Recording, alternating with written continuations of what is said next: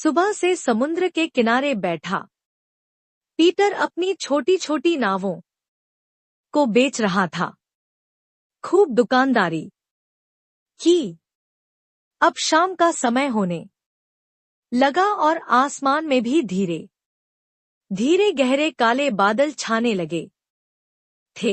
लगता था जैसे कुछ ही देर बाद बारिश शुरू हो जाएगी।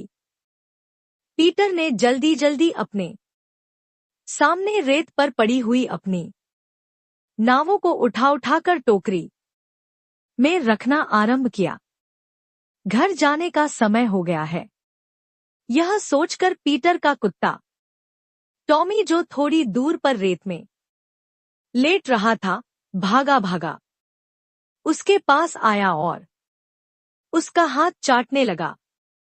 टॉमी का सिर थपथपाते हुए पीटर ने कहा, शाम हो गई है टॉमी, अब तो यहाँ कोई ग्राहक नहीं आएगा और मौसम भी खराब होता जा रहा है। अच्छा यही है कि हम अपना सामान समेट ले और जल्दी से जल्दी घर लौट चले। तब तक पिज्जी और बड़े भाई भी मछलियां पकड़कर लौट आएंगे। उनके साथ बैठकर खाना खाते समय हम उनके सफर की बातें सुनेंगे। टॉमी ने ऐसे सिर हिलाया मानो पीटर की सारी बातें समझ रहा हो। जल्दी जल्दी अपने सामान को समेटकर टोकरी में भरा और उसे अच्छी तरह बांधकर पीटर और टॉमी अपने घर की ओर रवाना हो गए। पीटर के पिताजी रोज नाव में बैठकर समुद्र से मछली पकड़ने जाते थे। मछलियां बेचकर वे अपने परिवार का गुजारा करते थे। पीटर अपने 4 भाइयों में सबसे छोटा था। उसके तीनों बड़े भाई अपने पिता की मछली पकड़ने में सहायता करते थे। पीटर को समुंदर से बहुत लगाव था और वह चाहता था कि वह भी अपने भाइयों की तरह अपने पिताजी के साथ समुद्र में मछलियां पकड़ने जाए। लेकिन जब भी वह अपने पिता से इसके लिए कहता था तो वे उसे यह कहकर टाल देते थे कि वह भी बहुत छोटा है, जब बड़ा हो जाएगा तब मैं उसे अपने साथ ले जाया करेंगे।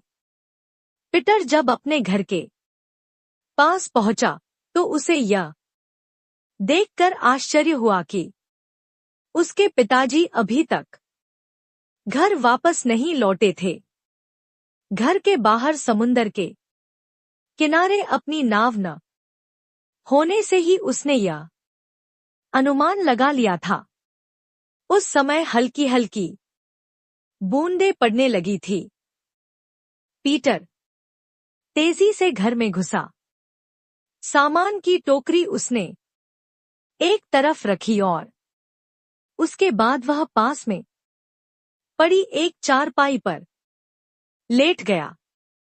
आहट सुनकर उसकी माँ कमरे के अंदर आई और बोली, चल बेटा, खाना खा ले, दिन भर की मेहनत से तू बहुत थक गया होगा। नहीं माँ, मैं अभी खाना नहीं खाऊंगा, पीटर ने अपनी माँ को जवाब दिया।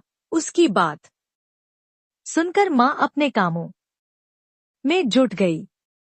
धीरे धीरे रात घनी होती गई, लेकिन उसके पिता और भाई अभी तक वापस नहीं लौटे थे।